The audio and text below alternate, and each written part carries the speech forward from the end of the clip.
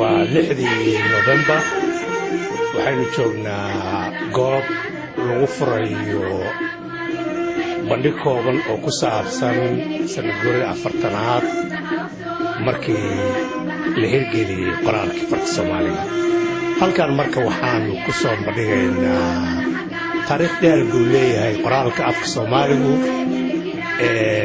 hawl badan baa laga soo maray. waxaan doonaynaa marka dadka Soomaaliyeed oo aan fursadaan helinin in aan u soo bandhigno taariikhda qoraalka afka Soomaaliga inta aan ka hayno. halkan muuqaalo kala duwan oo fareed iyo dadkii qoray iyo waqtigii la qoray iyo kuway ahaayeen xilliyadii ayaa ku sawiran, laakiin waxaa jira kuwo aan halkan ku sawirayn oo ka horreeyey oo taariikhda qoraalka farta Soomaaliya marka laga hadlayo iyagana la xuso. waxay ahaayeen wadaaddo Soomaaliyeed ayaa isku dayay in ay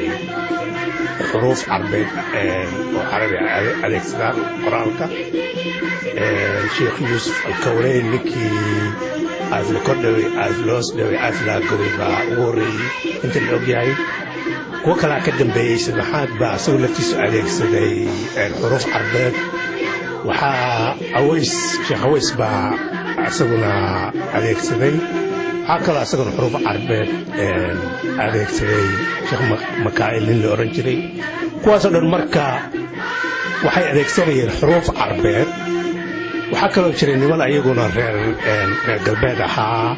oo Soomaaliya tegey oo isku dayay afka Soomaaliga far in loo helo lagu qoro, ayaguna faray adeegsadeen. intaa hadda aan soo sheegay midna halkan kuma aana soo bandhigin. waxaa halkan ku soo bandhignay waxaa weeye wixii ka dambeeyey qarnigii 19aad markii la soo gaaray 1920kii. Cusmaan Yuusuf Keenadiid ayaa ugu horreeyey generationka Soomaalida ah oo ama faca Soomaaliyeed qarnigii 20aad bilaabay dadaal ah in far Soomaali la helo. wuxuu ninkaasu alifay oo isku duway farta halkan muuqaalkeedu uu inooga muuqanayo oo Cusmaaniyada yani ku magac dheer oo xuruuf isagoo hindisay oo khaasa isku duway. run ahaanna dadaal badan geliyey fartaasu siday Soomaaliya uga dhaqangeli lahayd.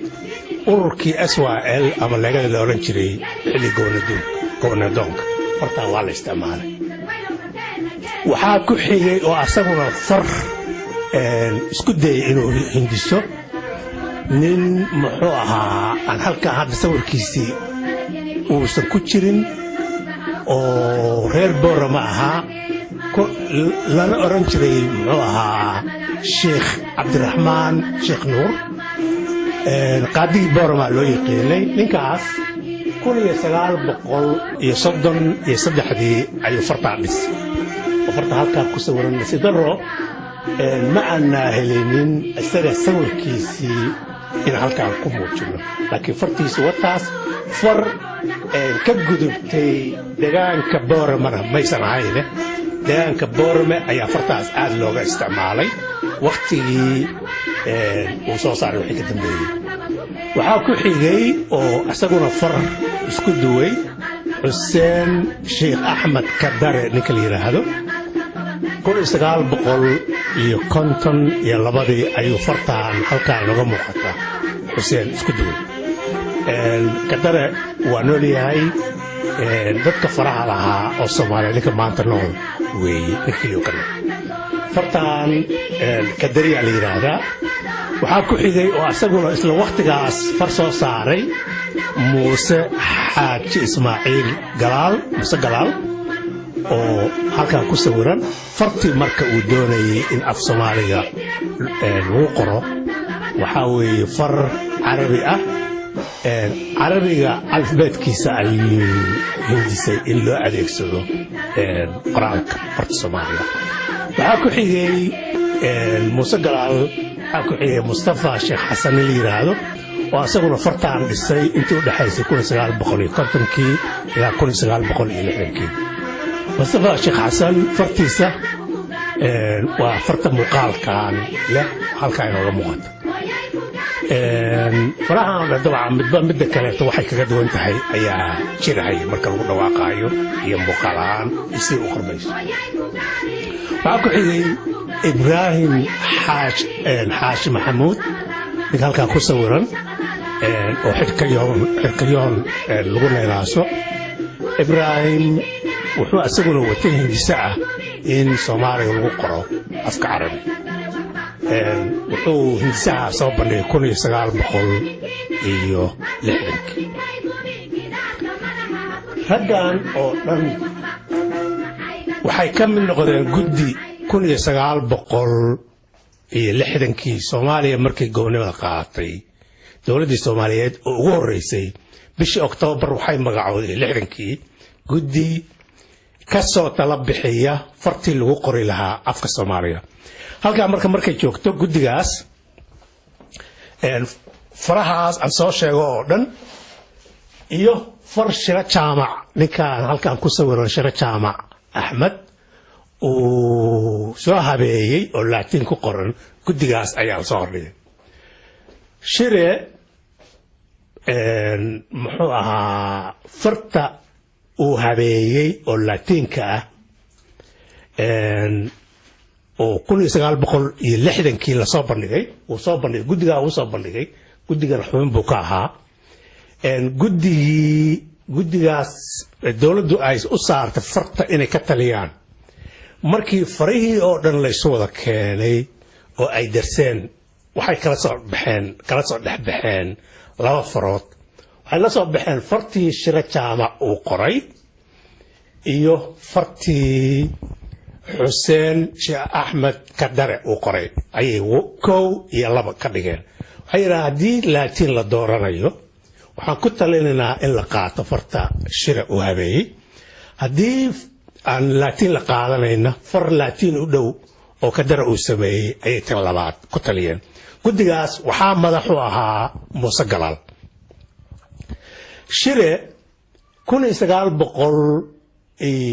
1959kii shahaadadan waxay muujinaysaa inuu ka qaatay jaamacaddan SOAS hal sano oo 1959kii ilaa 1960kii horaanteedii ayuu halkan wuxuu ku darsayay sida loo dhisi karayo iyo sida wax loo qaban karayo qoraalka afka Soomaaliga oo Laatiin lagu qorayo waxaa muuqata inuu ku guuleystay taladii guddigu soo jeediyay 1961dii riboodkoodii oo aanu baarnay waxay ku talinayaan nambarka koobaad in la qaato shire nambarka labaadna Kadare fartiisa in la qaato haddana waxaa ku xigtay 1965tii UNESCO guddi khubaro ah oo ka koobnaa 3 qof ayay u soo dirtay Soomaaliya guddigaas dawladda Soomaaliyeed ayay waxay kala talinayeen sidee afka loo qori doonaa waxaa hogaaminayay muxuu ahaa nin professor ahaa oo Anderviski la oran jiray oo SOAS macalinka ahaa macalin guushna Soomaalidu ay u taqaano tiimkaas markay tageen Muqdisho 1965tii waxay isugu yeereen oo darteen wax alla wixii faro iyo hindi safareed jiray waxayna gabagabadii farihii oo dhan bay darteen waxay ku taliyeen fartii uu qoray shira jaamac haddii Soomaalidu ay dooranayso inay Laatiin qaato ha qaataan farta shira habeeyay bay ku taliyeen markaas 1961dii guddigii dawladda Soomaaliya u saartay farta riboodkoodii oo lagu sii daray riboodkii guddigii UNESCO labadaa ribood midna ma la dhaqan gelinin afkii Soomaaliyana lama qorin oo lama hirgelinin hase ahaatee shire wuxuu waday halgan madaalanimo ah waxaan oran karaa madaalanimo waayo 1965 wuxuu soo saaray buugga caanka ah amase joornaalka iftiinka aqoonta la yiraahdo oo sawirka halkan ku jira yani ka muuqda ah bugaas wuxuu dadka yani wuxuu tusahay in afka Soomaaliga lagu qori karo Laatiin doodii taagnaydo oo ah Laatiin waa Laadiin oo lagu majaxaabinayay fikirka wata in afka Soomaaliga Laatiin lagu qori karo shira wuxuu muujiyay afka Soomaaliga in Laatiin lagu qori karo iyo Laatiinku inuu Laadiin ahayn uu yahay tool iyo qalab loo adeegsanay afkeen inaynu qorno wax ku barano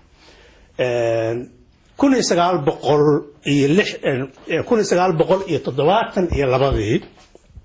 ansayra 71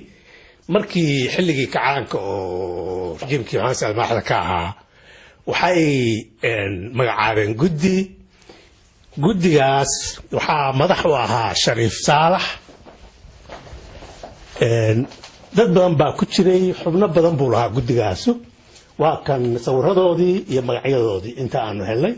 waa guddigii afka Soomaaliga loo xisaabay magacyadoodu waa kuwan muqaalada oo waa guddigii oo shaqeynaya guddigaas muxuu ahaa waxaa loo xilsaaray oo xukuumaddii markaa jirtay 1970 u xilsaartay in ay ka soo tala bixiyaan wixii lagu qori lahaa afka Soomaaliga sidii loo qori lahaa guddigaas golihiisa rakacaanka wuxuu u gudbiyey far Laatiin ah oo afka lagu qorayo fartaas afka lagu qorayo oo golaha rakacaanka guddigan ay u gudbiyeen wuxuu noqonayaa fartii Shira Jaamac oo 15 sano ka horeeyay ka soo shaqeynayay fartii waa la go'aamiyey waa la qaatay laakiin haba yaraatee ma la xusin ninkii fartaa ka soo shaqeeyay dadaalkii galay hawshii la qabtay yani lama xusin nasiidarada marka halkaa ku jirta waxaa weeye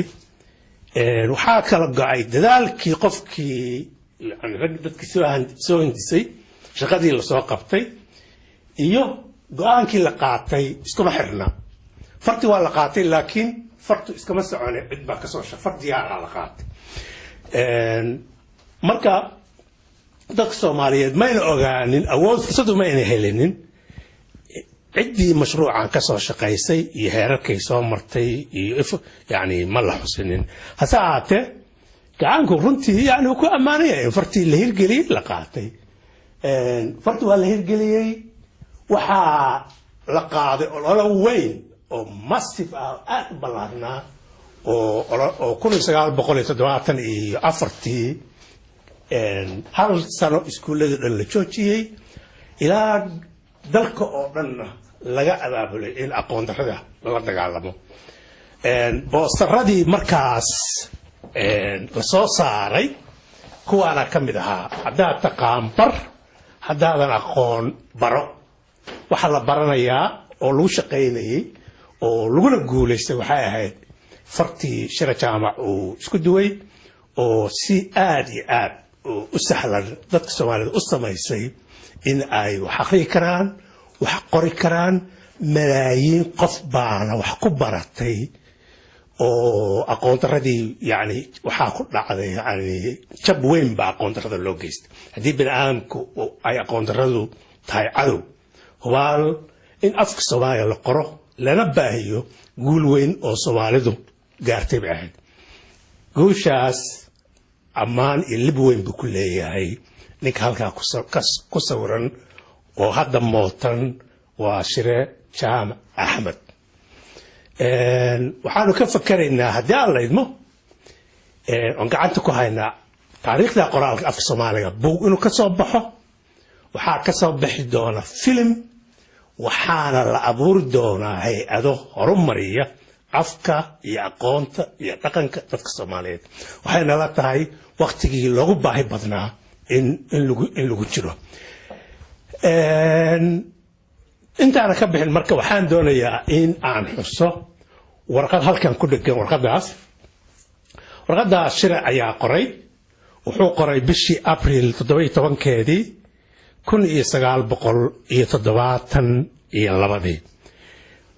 waqti adiga ka horeysa markii go'aanka farta lagu soo saaray oo October ku beegnay waqti ka horeysa ayuu qoraalka qoray warqadda marka English ku qoran tahay warqadan wuxuu u qoray guddigii af Soomaaliga loo xil saaray ayuu warqadda u qoray uu leeyahay waxa ay muuqato guddigu inuusan qualified u ahayn oo macnaha uusan buuxin karinin kaalinta laga rabo marka ay timaado dhinaca garaameerka iyo dhismaha afka wuxuu guddiga ku dhaliilayaa guddigu inuu u codaynayo cod ku kala dooranayo sida lagu kala cod batay arrin la xiriira dhinaca garaameerka iyo naxwaha afka shire marka qoraalada uu sameeyay iftiinka aqoonta iyo marka laga reebo qoraallo kala duwan baa halkan yaala oo iftiinka aqoonta koowaad iftiinka aqoonta labaad iftiinka aqoonta saddexaad afraad iyo kuwa kaleba waxa kale bismillaahir rahmaanir rahiim halkan waxyaabo badan oo taariikhi ah oo marka laga reebo farihii maaragtay la soo bandhigay marka laga reebo waxa yaala buugaag iyo documents kale taariikhi ah oo la xiriira qoraalka afka Soomaaliga guddigii ugu horeeyay oo markii dawladdu ay dhalatay ay magacowday 1961 waxay soo saareen buugaas wala linguistic report 1961 waxay ka hadlayaan wixii ay darseen farihii loo keenay qaabkay go'aanka u qaateen farihii ay doorteen farihii aan la dooran sababtii aan loo dooran wuxuu ka kooban yahay 75 bog report aad u dheer information iyo warbixin aad u badan ay ku jirta way reportkaas halkan waa lagu soo bandhigay qofkii rabana waa iman karaa uu arki karaa farihii oo dhan waa ku yaalaan guddigaas waxa madax u ahaa sida aad arkayso bogga 76 halka ku taala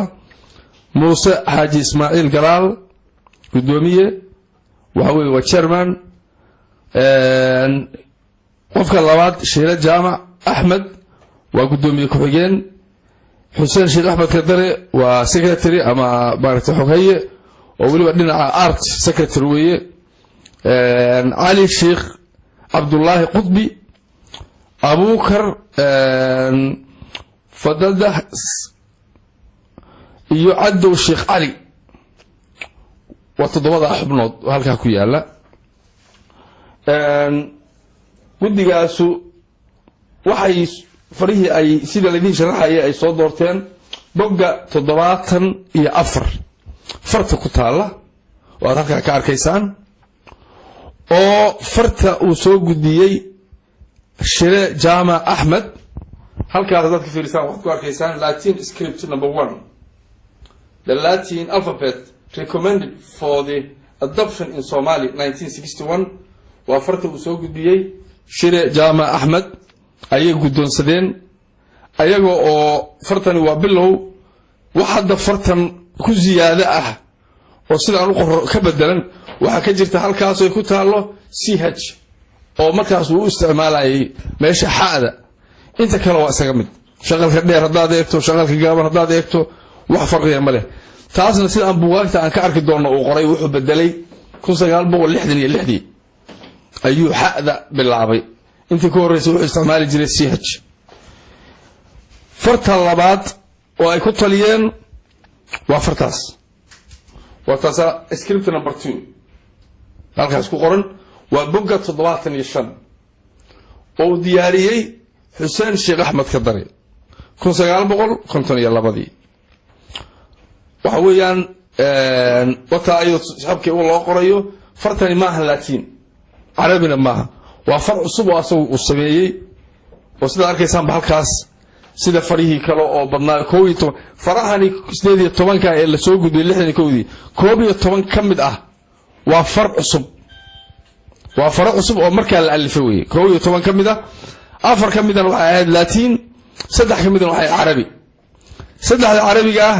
mid waxa watay Muuse Galaal sida halka aan ka arki doono midna waxa watay ibraahim xaashi maxamuud erkayome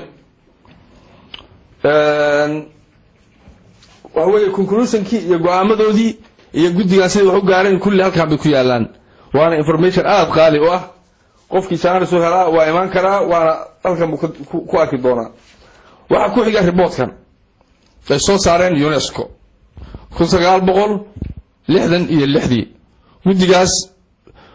saddex nin oo reer galbeed weeyaan waa Underwitsky iyo Tubiano iyo Stratson nin la yiraahdo saddexda nin waa Paris August 1966 reportkaas asagana haddaad akhrisaan bogga 12aad markay farihii oo dhan darseen waxay ku taliyeen in Soomaaliya farta ay maanta qaadan karto dhaqaale ahaan waa sida guddigu sheegay guddigu markuu eega 17 qodob oo lagu xiray in fartu ay yeelato 17 markay eegeen waxay yiraahdeen fartaas ayaa qaadan karta waliba waxay adeegsadeen oraah Soomaali ah oo hadda dushaas aad aragtaan markay saxiixayeen waxay ilaahayow aqoonna hanagu cadaabin eexna hanooga tagin aqoon la'aan ayu aqoonna bay yiraahdeen laakiin Soomaalidu aqoon la'aan bay tiraahdaa kulli waa odayaasha hore af Soomaaliga ma dhigi karo waa saxayna laakiin waa sidii wax u qoreen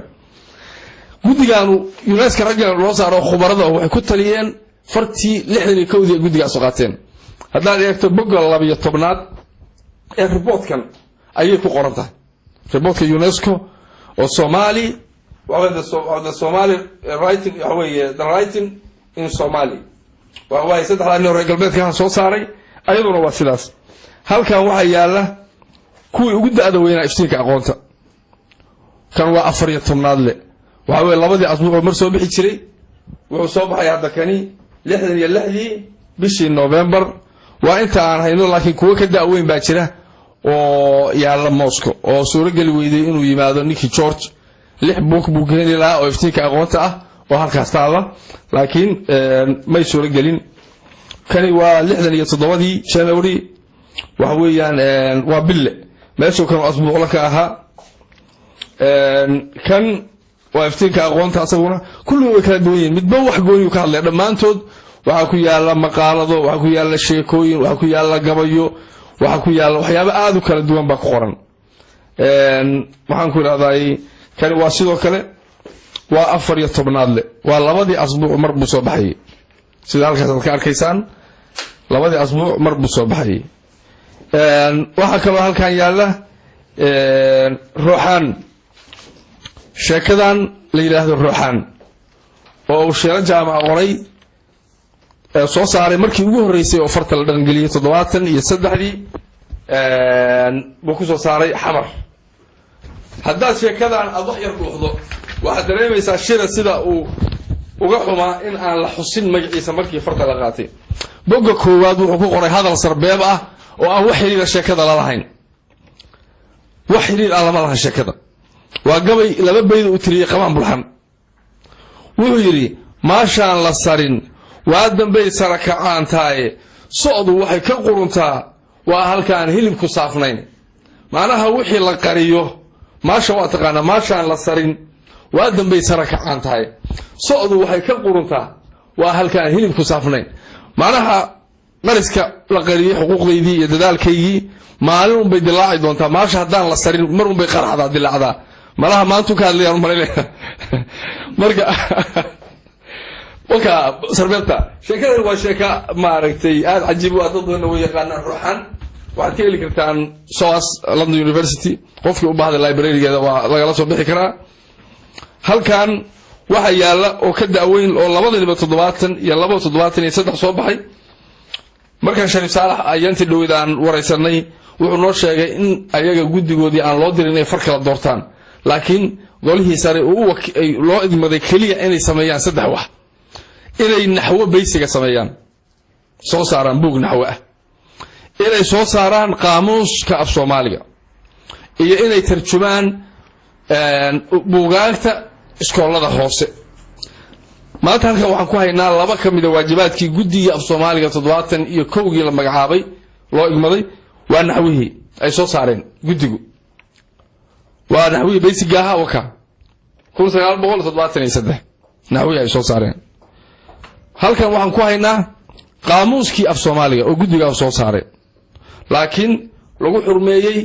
Cusmaan Yuusuf Kennedy oo asoo coordinator u ahaa isla markaana sida lagu xusay qaamuuska laftigiisa waxa ugu badan oo maaragtay contributionka maaragtay waxa ugu badnaa oo uu soo aruurinta ugu badan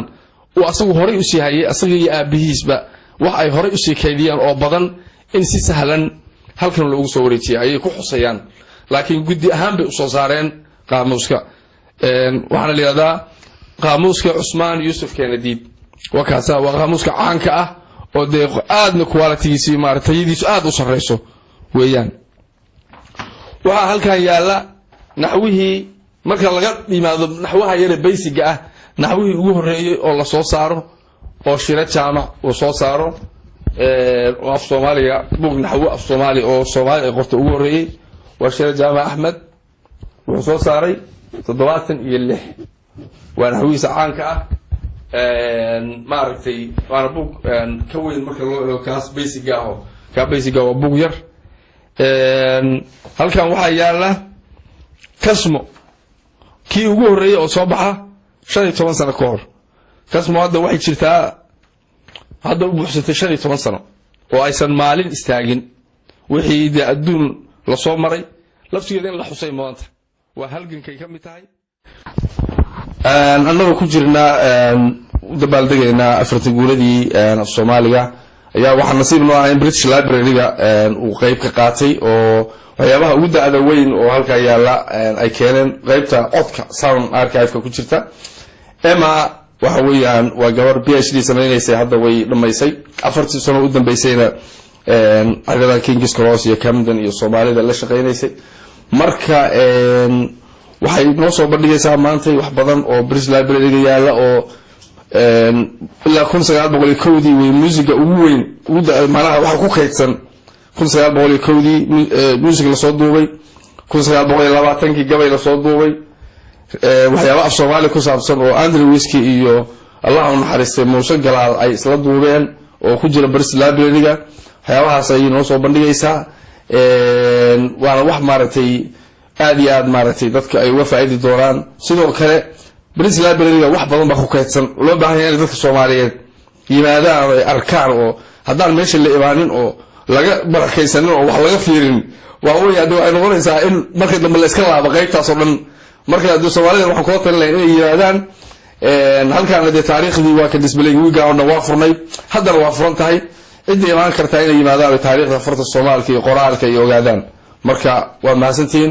Emma waa ayada soo gudbin doonta wixii intaas dheer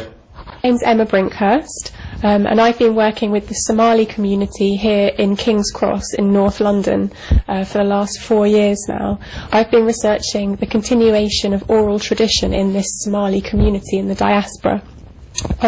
Not far from us in King's Cross is the British Library, which has, as well as many books, 4 million audio recordings, some of which come from Somalia and include recordings of poetry and song, and very interesting heritage recordings representing Somali culture. So it seems relevant to talk about those at the 40th anniversary of the Somali script. Some of the recordings include those made by Andrzejewski in 1950 and include Musa Galal, so it's fascinating to hear his very distinctive voice. And over the last 4 years, I've been trying to make connections between the British Library and the Somali community that neighbours the library, because until now there hadn't been much interaction, and many of the Somalis living in this area didn't know that there were recordings relating to their culture that are accessible to them, preserved at the British Library. So we've been organising listening sessions. We had one here at the Chroma Cafe where lots of men from the local area came and listened together to recordings from the British Library. We listened to some of the Andrzejewski recordings from the 1950s, and we also listened to a very old gabai that was recorded in Nairobi in the 1920s by a Somali man living there at the time. It was a fascinating session which stimulated lots of discussion and debate, and hopefully helped reinsert some of those old poems and songs back into present-day oral tradition. And looking to the future, we're now thinking about how the Somali community today can record its own heritage and hopefully make some of their own recordings and archive them at the British Library for future generations, so that the collection of Somali recordings preserved there can keep developing and growing and living and breathing. So it's been a fantastic, insightful 4 years, and I've felt very privileged to work with the Somali community in Camden. Okay, can you play some of your audios? Yeah. Yeah, good. Shall I play a recording now that includes the voice of Muse Galal? Yeah. Would like to hear that?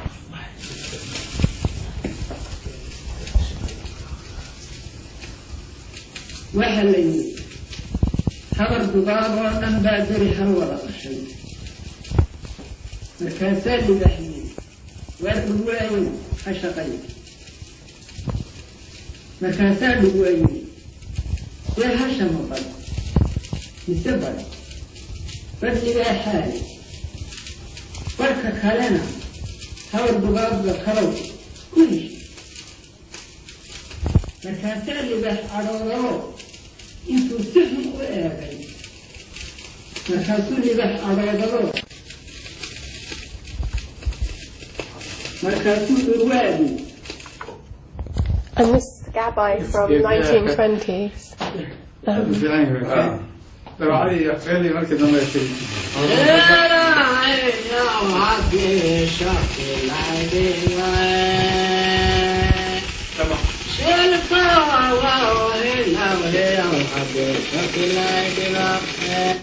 You know his name, this guy, or we don't know? Yeah, I do know his name.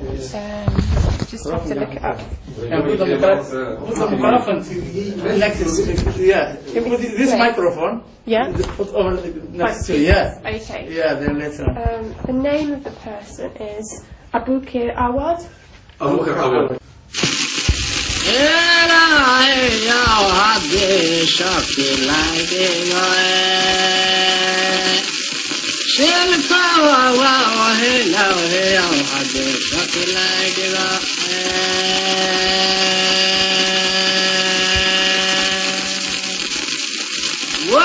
وحشربت ميق يا شيعة شايرة شقي يا انت يا شغل اللقمية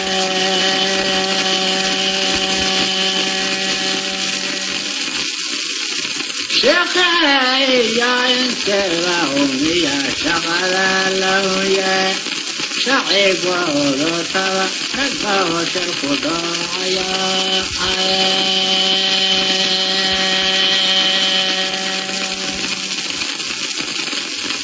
شنا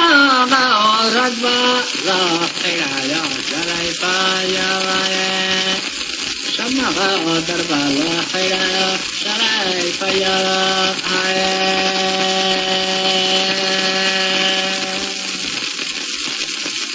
مشاكل يا هداي طبعا طبعا مشاكل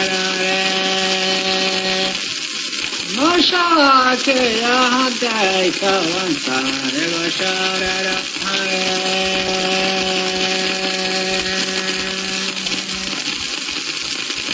يا والي حماوتي يا عنا شمرارك عليه شوالي حومتي يا علا شمرارك عليه وحن شعر الصندق يا شعجايرة